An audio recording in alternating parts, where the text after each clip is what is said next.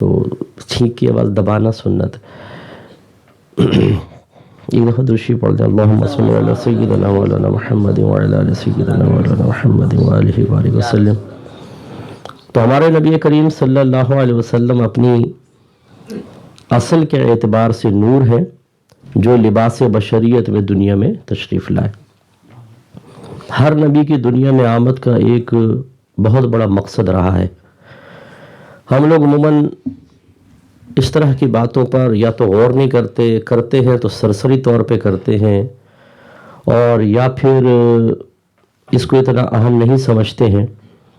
لیکن ہمیں ان باتوں پر غور کرنا چاہیے کہ جب اللہ تبارک و تعالیٰ کم و بیش 1,24,000 انبیاء علیہم السلام مختلف قوموں، مختلف امتوں، مختلف کمیونٹیز میں اللہ تعالیٰ بھیجے تو کوئی نہ کوئی تو بنیادی مقصد ہوتا ہے. تو بہت بڑے بڑے مقاصد میں سے جو ایک بہت بڑا مقصد ہوتا ہے وہ ہے جہالت کا خاتمہ، علم کو عام کرنا. کیونکہ جس بھی قوم میں کسی نبی کو مبعوث فرمایا جاتا ہے وہ قوم اس علم سے یقیناً عاری ہوتی ہے جو وہ نبی لانے والا ہوتا ہے. وہ نبی آتے ہیں، ان کو تعلیم دیتے ہیں. ہاں اگر کہیں پہلے سے کوئی نبی آئے اور اگلا نبی اسی سابقہ نبی کی شریعت کو عام کرنے کے لیے تشریف لائے تو پھر تو وہ الگ مسئلہ ہے. لیکن جہاں پر پہلی مرتبہ کسی نبی کو بھیجا جائے یا رسول کو بھیجا جائے، کہ رسول ہوتا ہی وہ ہے کہ جس کو نئی شریعت اور نئی کتاب کے ساتھ اللہ تعالیٰ بھیجتا ہے، تو پھر وہ علم کو عام کرتے ہیں اور جہالت کو ختم کرتے ہیں. ہمارے نبی کریم صلی اللہ علیہ وسلم بھی دنیا میں تشریف لائے اور آپ نے جہالت کا خاتمہ فرمایا. وہ عرب قوم کہ جو انتہائی جہالت میں مبتلا تھی اور تھوڑی تھوڑی باتوں پر قتل و غارت اور سال ہا سال دشمنیاں قائم رکھنا، شرابیں پینا، زنا کرنا، فتنہ فساد، فراڈ، پھر نکاحوں کا کوئی مسئلہ نہیں، 100 عورتوں سے نکاح کرنا، 2-4 کے حقوق ادا کرنا، باقی سب کو معطل چھوڑ دینا، طلاقوں کی کوئی تعداد مقرر نہیں. غرض ہے کہ مختلف قسم کی ان کے اندر خرابیاں کم علمی کی بنا پر موجود تھیں. نبی کریم صلی اللہ علیہ وسلم نے جو ایک نبی کی آمد کا مقصد ہوتا ہے، یتلو علیہم آیاتہ ویزکیہم ویعلمہم الکتاب والحکمہ، کہ رسول نے آ کے قرآن پاک کی ان کے سامنے تلاوت فرمائی، اس کی تعلیم کی روشنی میں ان کا تزکیہ نفس کیا اور انہیں کتاب اور حکمت سکھایا. تو ہر نبی کا یہ مقصد ہوتا ہے، اور جس کو جس سے محبت ہوتی ہے، جس کو جس سے پیار ہوتا ہے، جو جس کو اپنا رول ماڈل بناتا ہے، وہ اس کی سوچ کو، اس کی فکر کو، اس کے انداز کو، اس کے کردار کو، اس کے عمل کو، اس کے اخلاق کو، اس کے مقاصد کو، اپنے کردار، اپنے عمل، اپنے مقاصد کی اصلاح کے لیے ایک عملی نمونہ بناتا ہے. اور اللہ تعالیٰ نے فرمایا ہے لَقَدْ كَانَ لَكُمْ فِي رَسُولِ اللَّهِ أُسْوَةٌ حَسَنَةٌ، کہ ضرور بے شک نبی کریم صلی اللہ علیہ وسلم کی زندگی میں تمہارے لیے بہترین عملی نمونہ ہے. تو نبی کریم صلی اللہ علیہ وسلم نے علم کو عام فرمایا. وہی قوم جو انتہائی جاہل تھی وہ صاحب علم ہو گئی، اور ان کے ذریعے پھر قیامت تک لوگوں تک علم پہنچتا رہے گا، کیونکہ نبی کریم نے انہیں عالم بنایا، ان کو وصف علم سے متصف فرمایا اور انہوں نے آگے سکھایا، اور اس طرح قیامت تک یہ سلسلہ جاری و ساری رہے گا. اور میرے آقا صلی اللہ علیہ وسلم نے اس حدیث میں جو میں نے آپ کی خدمت میں عرض کی، اسی کی طرف اشارہ بھی فرمایا ہے. ایک ترغیبی اشارہ ہے کہ من یرد اللہ بہ خیرا یفقہہ فی الدین، کہ اللہ تعالیٰ جس شخص سے بھلائی کا ارادہ فرمائے اسے دین کی سمجھ عطا فرما دیتا ہے. تو ہم بھی نبی سے محبت کرتے ہیں، پیار کرتے ہیں، اور نبی کریم صلی اللہ علیہ وسلم کے اپنے آپ کو غلام بھی کہتے ہیں. اور اچھا غلام وہ ہوتا ہے جو اپنے آقا کا اشارہ سمجھے. وہ غبی اور بیوقوف اور بدھو قسم کون ہے تو بولے جی سمجھ نہیں آیا، کچھ بولیں، کچھ واضح طور پہ بولے. لیکن آپ سب تو ماشاءاللہ، اور سنی تو ویسے ہی سمجھدار ہوتا ہے بہت زیادہ، باقی سارے بیوقوف ہیں. تو ہم لوگ تو ویسے ہی بہت سمجھدار ہیں. تو یہ تنزیہ نہیں کہہ رہا ہوں، واقعی ہم بہت سمجھدار ہیں، تبھی تو صحیح العقیدہ ہے. سبحان اللہ. تو سمجھدار کو تو اشارہ کافی ہوتا. تو نبی کریم صلی اللہ علیہ وسلم نے ہمیں اس طرف اشارہ فرمایا ہے کہ علم حاصل کرو، کیونکہ جب تم علم حاصل کرو گے، صاحب علم بنو گے، صاحب کردار بنو گے، تو سمجھ لیں یہ اس بات کی ظاہری علامت ہے کہ اللہ تبارک و تعالی نے تمہارے ساتھ بھلائی کا ارادہ فرمایا ہے. سمجھیں، کیونکہ اللہ تعالیٰ کا ارادہ جو ہے وہ ایک صفت ہے. جیسے اللہ کی ذات قدیم ہے، اس کی تمام صفات بھی قدیم ہیں.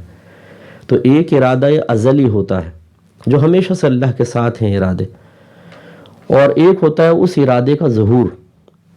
اللہ کا کیا ارادہ ہے یہ ہمیں اس وقت تک نہیں پتہ چلتا جب تک وہ عملی طور پہ ہمارے سامنے ظاہر نہیں ہوتا.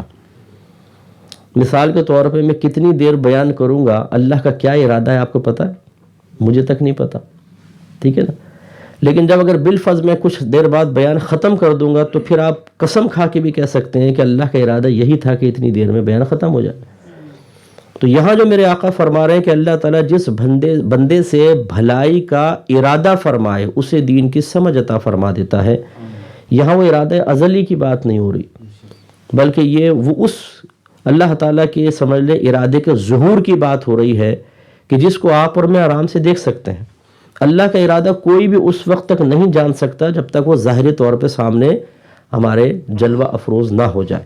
اس کا مطلب یہ ہوا کہ اگر ہم یہ دیکھنا چاہتے ہیں کہ یار میرے یا آپ کے ساتھ اللہ تعالیٰ نے بھلائی کا ارادہ ازلی فرمایا ہے کہ نہیں، تو اس کی صورت یہ ہوگی یا اس معرفت کا طریقہ یہ ہوگا کہ آپ اور میں اپنے طرز عمل کو دیکھ لیں. اگر ہم علم سیکھ رہے ہیں اور اس علم کی روشنی میں تمام تر جو شرعی تقاضے ہیں ان کے مطابق ہم عمل پیرا ہیں، تو سمجھ لیجئے کہ اللہ تعالیٰ نے ہمارے ساتھ بھلائی کا ارادہ فرمایا ہے. اللہ کے نبی جب تشریف لاتے ہیں، بشمول ہمارے نبی کریم صلی اللہ علیہ وسلم کے تمام علوم ایک ساتھ نہیں دیے جاتے، بتدریج آہستہ آہستہ علم کی ترقی ہوتی ہے. میرے آقا صلی اللہ علیہ وسلم پر نزول قرآن کی ابتدا 40ویں سال میں ہوئی، تو یہ سمجھ لیجئے علم کے حصول کی ابتدا ہے. پھر اس کے بعد لگاتار تقریباً 23 سال کی مدت میں قرآن کا نزول تمام ہوا. تو اس سے معلوم ہوا کہ 23 سال تک میرے آقا صلی اللہ علیہ وسلم اللہ تعالیٰ کی بارگاہ سے علوم کو حاصل فرماتے رہے. جس کو اگر ہم یوں کہیں کہ آپ علم سیکھتے رہے اللہ تعالیٰ سے تو کوئی بیجا نہیں ہوگا. اور آپ سوچئے کہ جب سیکھنے والا ہمارا نبی ہو اور سکھانے والا اس کا رب ہو، اس علم کی وسعت کا عالم کیا ہوگا. تو جب سرکار فرما رہے اللہ تعالیٰ جس کے ساتھ بھلائی کا ارادہ فرمایا اس کی دین کی سمجھ عطا فرما دیتا ہے، تو سوچیں پھر ہمارے نبی کریم کے ساتھ اللہ کی بھلائیوں کا ارادہ اور خیر خواہی کا کیا ارادہ ہوگا. تو میرے آقا صلی اللہ علیہ وسلم نے پھر اس علم کو دوسروں تک پہنچایا ہے. تو یہ ہم لوگ اب نعت خوانیاں ہوتی ہیں، جھومتے ہیں، اپنی فرمائشیں پیش کرتے ہیں، خوش ہوتے ہیں، پھر کہتے ہیں روح تازہ ہو گئی. حالانکہ مومن کی روح تازہ ہوتی ہے اپنے نبی کی اس چیز کو حاصل کر کے جس کو نبی آپ کی میرے لیے امپورٹنٹ قرار دیتے. سمجھا نہیں؟ ہم علم کے لحاظ سے بالکل کورے ہوں، کتابیں پڑھنے کا کوئی ذوق و شوق نہ ہو، علم کے تقاضے کے مطابق عمل نہ کریں، اور ہم کہیں جی میں نے نعت سنی تو روح تازہ ہو گئی. یہ روح تازہ نہیں ہوئی ہے، یہ مریض روح ہے. معذرت برا نہیں مانیں گے، بیمار روح ہے. کیونکہ جو تر و تازہ روح ہوتی ہے، صحت مند روح ہوتی ہے، وہ اپنی ترقی کے لیے ہمیشہ کوشاں رہتی ہے. جیسے میرے آقا صلی اللہ علیہ وسلم کو اللہ نے حکم فرمایا قل رب زدنی علما، اے اللہ میرے علم میں اضافہ فرما. حکم فرمایا اے حبیب قل، آپ فرمائیے اللہ کی بارگاہ میں عرض کیجئے رب زدنی علما، اے میرے رب میرے علم میں اضافہ فرما. تو اس کا مطلب یہ ہوا کہ میرے آقا صلی اللہ علیہ وسلم، اور یہ بالاتفاق سب علماء کہتے ہیں کہ نبی کریم صلی اللہ علیہ وسلم کا علم اللہ کے بعد، اللہ کے مقابل تو کوئی بھی نہیں ہو سکتا. مخلوق میں سے کوئی میرے آقا کے علم کا ثانی نہیں ہے، یا علم میں ثانی نہیں ہے. کیونکہ علماء فرماتے ہیں کہ اگر ایک چڑیا سمندر میں چونچ ڈال کے اپنی چونچ باہر نکالے اور اس کی چونچ سے ایک قطرہ گرے تو سمجھ لیں کہ پوری کائنات میں جتنی بھی مخلوق ہے اس کا علم ایسا ہے جیسے یہ قطرہ، اور میرے آقا صلی اللہ علیہ وسلم کا علم ایسا ہے جیسے یہ سمندر. کس قدر وسعت علمی. اس کے باوجود کیا فرما رہے ہیں ربی زدنی علما، اے اللہ میرے علم میں اضافہ فرما. اور کس کے حکم سے فرما رہے ہیں؟ اسی رب کے جس نے آپ کو علم عطا فرمایا. اس کا مطلب ہے کہ سرکار کبھی بھی علم کے کسی بھی درجے پر رکے نہیں ہیں، آپ نے توقف نہیں فرمایا. بتدریج آپ کی زندگی میں علم میں اضافہ ہوتا رہا ہے. حتیٰ کہ جب اللہ تبارک و تعالیٰ نے آپ کو سفر معراج پر بلایا ہے اور وہاں پر اپنی زیارت کا شرف عطا فرمایا، تو اور کوئی غیب کیا تم سے نہاں ہو بھلا، جب نہ خدا ہی چھپا تم پہ کروڑوں درود۔ تو اللہ نے کتنی وسعت علمی سرکار کو عطا فرمائی۔ اسی طرف سرکار اشارہ فرما رہے ہیں اور ہمیں بھی سمجھا رہے ہیں کہ اللہ تعالیٰ جس کے ساتھ بھلائی کا ارادہ فرمائے اس کو دین کی سمجھ عطا فرماتا ہے۔ تو وقت احتساب یہ ہے کہ ہم یہ دیکھیں کہ آپ کے میرے ساتھ بھی اللہ کا یہ ارادہ ہے کہ نہیں۔ تو اس ارادے کی راہ میں، اس احتساب کی راہ میں بہت ساری چیزیں رکاوٹیں بن جاتی ہیں، جو یہی چیزیں ہوتی ہیں کہ ہم ان چیزوں کو ترجیح دیتے ہیں کہ جو حقیقتاً مطلوب شرع نہیں ہوتی۔ مطلوب شرع، مطالبہ شرع نہیں ہے، مطالبہ شرع علم کا ہے، مطالبہ شرع عمل کا ہے، مطالبہ شرع اپنے احتساب کا ہے۔ یہ شریعت کہتی ہے کہ علم حاصل کریں، اپنا احتساب کریں، اس کے تقاضے کے مطابق عمل کریں۔ تو اس حدیث پر ذرا غور کر کے آپ اور میں سب اپنے بارے میں سوچیں کہ کیا ہم نے علم کے حصول کے سلسلے میں تسلسل کو قائم رکھا ہوا ہے یا نہیں۔ اچھا، علم اور معلومات میں بھی فرق ہے۔ ہمارے بعض بھائی کہتے ہیں الحمدللہ مفتی صاحب بہت ہم علم سیکھتے ہیں۔ کیسے؟ وہ آپ کا پروگرام دیکھتے ہیں، یعنی وہ مجھے بھی خوش کر دیتے، کرنا چاہتے ہیں، یوں کہہ لیں اور جی ہم علم سیکھتے ہیں۔ جب ہم علماء کی صحبت میں بیٹھتے ہیں، دیکھیں علماء کی صحبت میں بیٹھیں یا آپ پروگرام دیکھیں، اس سے صرف معلومات حاصل ہوگی، علم نہیں۔ میں اس میں فرق آپ کو سمجھا دیتا ہوں۔ علم جب ہوتا ہے نا تو وہ کسی بھی شے کے مختلف پہلوؤں کے بارے میں مکمل معرفت کا نام ہے، کہ آپ کسی چیز کے بارے میں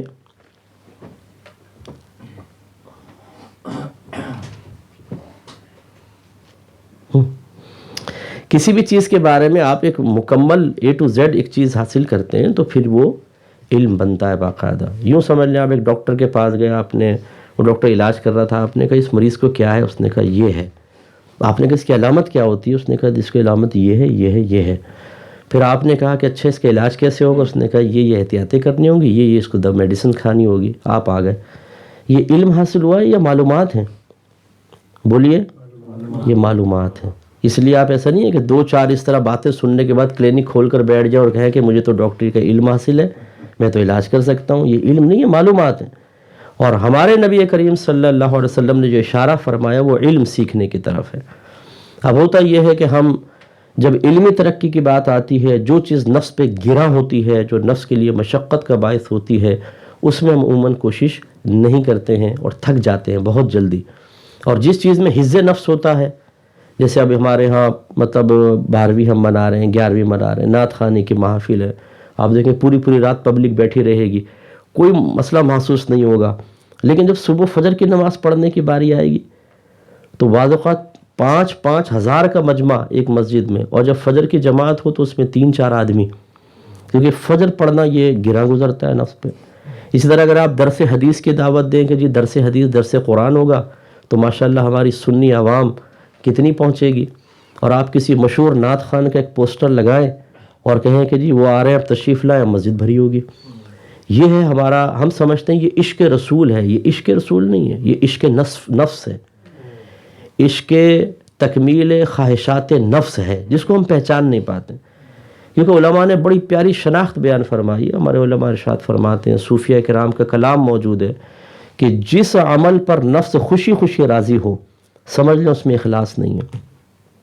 اور جس عمل کو نفس بہت مشکل سے قبول کرے، بہت مشکل سے اس کے لیے تیار ہو، انتہائی گراں گزرے، سمجھ لیں وہ عمل پر اخلاص بھی ہے اور اللہ تعالیٰ کی بارگاہ میں بہت مقبول بھی ہے۔ تو علم سیکھنا بڑا خشک ہوتا ہے اصل میں، لیکن قربان جائیے ہمارے آقا صلی اللہ علیہ وسلم کے کہ آپ نے صحابہ کرام کو علم سکھایا اور بڑے احسن انداز سے سکھایا۔ صحابہ کرام نے سیکھا اور ان کے درجات بڑے بلند ہوئے، اور وہی سرکار ہمارے چاہتے ہیں کہ آپ کے امتی علم کو سیکھیں، اور ہم علم سیکھنے کے معاملے میں ہی سب سے بڑے مطلب ہم کوتاہی کا شکار ہوتے ہیں۔ اب یہ جو سرکار نے فرمایا کہ اللہ تعالیٰ جس کے ساتھ بھلائی کا ارادہ فرمائے اس کو دین کی سمجھ دیتا ہے، اس کا مطلب ہے کہ دین کی سمجھ تو علم سے ہی آتی ہے، تو اس کو علم کا راستہ اس کے لیے آسان کر دیتا ہے۔ اور علم کوئی محدود چیز کا نام نہیں ہے، اس کا مطلب ہے تسلسل سے وہ علم سیکھتا رہے گا۔ اس لیے آپ بخاری کی روایت دیکھیں، صحابہ کرام خود فرماتے ہیں کہ نبی کریم صلی اللہ علیہ وسلم کے اصحاب بڑھاپے تک علم سیکھتے رہتے تھے، علم سیکھتے رہتے تھے، اور یہ علم ہماری بلندی درجات کے لیے اور اللہ تعالیٰ کی بارگاہ میں مقام قرب کی بلندی کے لیے انتہائی سریع الاثر بھی ہے اور انتہائی ضروری بھی ہے۔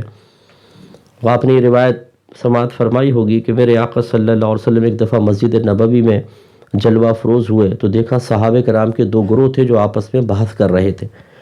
تو آپ نے دریافت فرمایا کہ کس معاملے میں بحث ہو رہی ہے؟ اب وہ کوئی سیاسی باتیں تو تھی نہیں، کہ فضول گفتگو تو صحابہ کرتے نہیں تھے۔ انہوں نے عرض کیا صلی اللہ علیہ وسلم، ہماری بحث بنی اسرائیل کے دو اشخاص کے بارے میں ہے، ایک شخص تو عالم تھا اور ایک عابد تھا۔ عالم صرف فرض پورے کرتا تھا، اس کے بعد لوگوں کو علم سکھاتا تھا، اور وہ عابد دن میں روزے رکھتا تھا اور راتوں کو اٹھ کے نمازیں پڑھتا تھا۔ ہماری بحث اس بارے میں ہے کہ اس میں سے افضل کون ہے؟ اب ہم جیسے ہوتے تو ہم کہتے ہیں کہ وہ افضل ہے جو شو کرے اور ہمارے سارے مسئلے حل ہو جائیں، چاہے اس کی داڑھی ہو یا نہ ہو، چاہے اس نے حرام زلفیں رکھی ہوں کندھے سے نیچے، چاہے وہ نماز پڑھتا ہو نہ پڑھتا ہو، چاہے وہ خلوت میں عورتوں کو بے پردہ اپنے سامنے بٹھاتا ہو نہ بٹھاتا ہو، ہمارا جو مسئلہ حل کر دے وہ سب سے بڑا بزرگ۔ اس کے ہم ہاتھ بھی چومیں، اس کے پیر بھی چومیں، اسے ہم عزت سے بھی بٹھائیں، اور اس کے مقابلے میں جو صاحب علم ہو، اگر اس سے ہمارا کوئی مطلب دنیاوی حل نہ ہو تو پھر اس کی کوئی وقت اور عزت ہماری نگاہوں میں اس کا وقار نہیں ہوتا۔ لیکن میرے آقا صلی اللہ علیہ وسلم نے قیامت تک کے لیے ایک عظیم فتویٰ جاری فرمایا، اور اس طرح کے جو بیمار اور ناقص ذہن ہیں ان کی خرابی کی نشاندہی فرمائی۔ چنانچہ ارشاد فرمایا کہ اس عالم کو عابد پر ویسی ہی فضیلت حاصل ہے جسے مجھے تمہارے کسی ادنا شخص پر فضیلت حاصل۔ اب آپ اندازہ فرمائیں کہ میرے آقا صلی اللہ علیہ وسلم کی کیا فضیلت اور کمال ہے۔ کون اندازہ کر سکتا ہے کہ ہمارے آقا ہم سے کتنے بلند و بالا ہیں؟ گویا کہ سرکار کے فرمان نے عالی شان کا مطلب یہی تھا کہ اللہ تعالیٰ نے اس عالم کو عابد پر اتنی فضیلت عطا فرمائی ہے کہ جس کا تم اندازہ کر ہی نہیں سکتے ہو۔ اس لیے صحابہ کرام کا جذبہ دیکھیں۔ حضرت عمر فاروق رضی اللہ تعالیٰ عنہ، بخاری کی روایت ہے، یہ کہتے ہیں کہ میرے ایک انصاری دوست تھے، ہم دونوں نے باری مقرر کی ہوئی تھی۔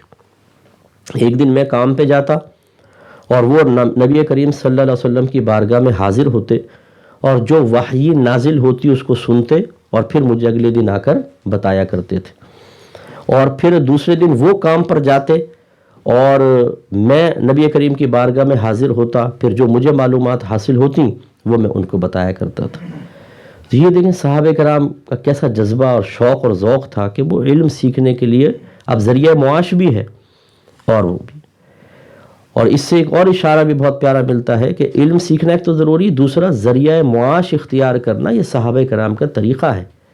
انہوں نے دین کو دنیا کمانے کے لیے ذریعہ نہیں بنایا، بلکہ وہ باقاعدہ کسب کرتے تھے، ہر ایک اپنا۔ میرے آقا صلی اللہ علیہ وسلم اول پہلے تجارت فرماتے تھے، پھر اللہ تعالیٰ کا یہ حکم آیا اور سرکار نے ارشاد فرمایا کہ اللہ تعالیٰ نے میری روزی نیزے کے سائے میں رکھ دی ہے۔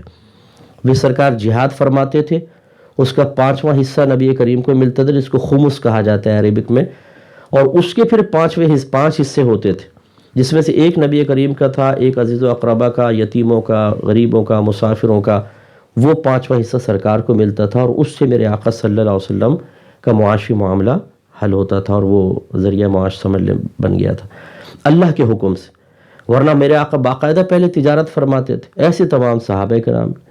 تو کہیں ہماری شریعت میں یہ تصور موجود نہیں ہے کہ میں ایک پیر بن کے بیٹھ جاؤں اور صرف میں نذرانوں پہ چلوں۔ سمجھیں، ہمارے مذہب میں یہ کوئی تصور نہیں ہے۔ سب سے بڑے پیر، سب سے بڑے مرشد میرے آقا، ان کے بعد صحابہ کرام علیہم الرضوان، پھر جتنے بھی اولیاء اعظام، سب نے کسب کیا ہے۔ یہ طریقہ ہی بالکل غلط ہے کہ آپ دین کے کسی بھی چیز کو اپنا ذریعہ معاش بنا لیں، اس کو بزنس بنا لیں، پروفیشنل طور پر آپ وہ کام کرنے لگ جائیں اور اس کو کمائی کا ذریعہ بنائیں۔ یہ مذہب اسلام کی تعلیم کے بالکل خلاف ہے، مذہب اس کو پسند نہیں کرتا، اور اس پہ تو بہرحال بہت سارا کلام ہو سکتا ہے، لیکن میں جو عرض کرنا چاہ رہا ہوں میں وہ اس طرف آپ کو لے کر آتا ہوں۔ تو دیکھیں کس طریقے سے حضرت عمر فاروق نے علم سیکھا، باقاعدہ کسب کیا ہے۔ اور یہ یاد رکھیے گا کہ علم دو طرح کا ہوتا ہے، کہ علم ظاہر، ایک علم باطن۔ علم ظاہر جو ہے وہ کتابوں کے ذریعے، علماء کے ذریعے ہم حاصل کرتے ہیں، اور ایک علم لدنی کہلاتا ہے، علم باطن کہلاتا ہے، جو الہامات کے ذریعے ہوتا ہے، یا اللہ تبارک و تعالیٰ کے نیک بندے بھی اس کا وسیلہ بن جاتے ہیں۔ لیکن ہمیشہ یاد رکھیے گا کہ علم لدنی اسی شخص کو حاصل ہوگا جو پہلے علم ظاہر کی تکمیل کر چکا ہوگا۔ بیس ضروری ہوتی ہے علم لدنی کے لیے۔ جس طریقے سے ہم اگر چاہتے ہیں کہ اچھی فصل تیار کریں تو سب سے پہلے زمین کو نرم کرنا پڑے گا، پانی دیں، بیج ڈالیں، پھر ان کے جب پودے نکلیں تو اس کو جانوروں سے بچائیں، پھر کہیں جا کے فصل تیار ہوتی ہے۔ اگر کوئی بیج نہ ڈالے، ایسی بیٹھ جائے کہ یار اب اس میں سے نکلیں گے، درخت بھی نکلیں گے، پھل نکلیں گے، فصل نکلے گی، بیچوں گا، پھر یہ ہوگا وہ ہوگا، یہ تو خیالی پلاؤ بنانے کا کوئی فائدہ نہیں۔ تو جتنے یہ ڈبے قسم کے پیر آج گدیوں پر آ کر بیٹھ گئے ہیں، جن کو علم کی الف بے بھی نہیں آتی اور باتیں ایسی ایسی کرتے ہیں، وہ ایک جعلی قسم کا پیر کا کچھ کسی نے کلپ بھیج دیا، وہ کہتا ہے کہ فرشتہ آیا بارش کے لیے تو میں نے اس کو فرشتے کو روک دیا کہ بارش نہ برسا۔ اور یہ کیوں ہوا ہے؟ یہ اس لیے ہوا ہے کہ یہ آپ اور ہم جیسے لوگوں کی سرد مہری ہے، جو پوری رات صرف نعت خانوں کو ٹائم دیں اور علم کو ٹائم 5 منٹ بھی دینے کے لیے تیار نہ ہو، تو اسی قسم کے لوگ پھر آئیں گے۔ کیونکہ میرے آقا صلی اللہ علیہ وسلم نے ارشاد فرمایا کہ آخری زمانے میں علم کو کھینچ لیا جائے گا۔ پھر فرمایا ایسا نہیں ہوگا کہ سینوں سے کھینچ لیا جائے، بلکہ علماء فوت ہوں گے اور ان کی جگہ لینے والا کوئی نہیں ہوگا۔ تو اللہ تبارک و تعالیٰ جب علماء کو اٹھا لے گا تو لوگ جاہلوں کو اپنا رہنما بنائیں گے اور ان سے فتاوی طلب کریں گے، اور وہ جاہل اپنی جہالت میں غلط مسئلہ بتائے گا اور خود بھی ہلاک ہوگا، دوسروں کو بھی ہلاک کرے گا، خود بھی گمراہ ہوگا، دوسروں کو بھی گمراہ کرے گا۔ اب یہ دور آ چکا ہے کہ جب آپ چاہتے ہیں میں انجینئر بن جاؤں، آپ چاہتے ہیں میں ڈاکٹر بن جاؤں، آپ چاہتے ہیں میں پروفیسر بن جاؤں، آپ چاہتے ہیں کہ میرے پاس بڑا بنگلہ ہو، کار ہو چمکتی ہوئی، میری خوبصورت سی بیوی ہو، پیارے پیارے بچے ہوں، اور میری لائف اس طرح کمپلیٹ ہو جائے، میرا بڑا کامیاب بزنس ہو۔ دین کو کون سنبھالے گا؟ وہ مولوی صاحب دیکھیں گے، مفتی صاحب دیکھیں گے، فلاں آدمی دیکھے گا۔ جب ہم نے دین کو اجنبی بنایا اپنے لیے اور اس کی ٹھیکے داری مخصوص لوگوں کو دینا شروع کی اور اپنی علم سیکھنے اس کے تقاضے کے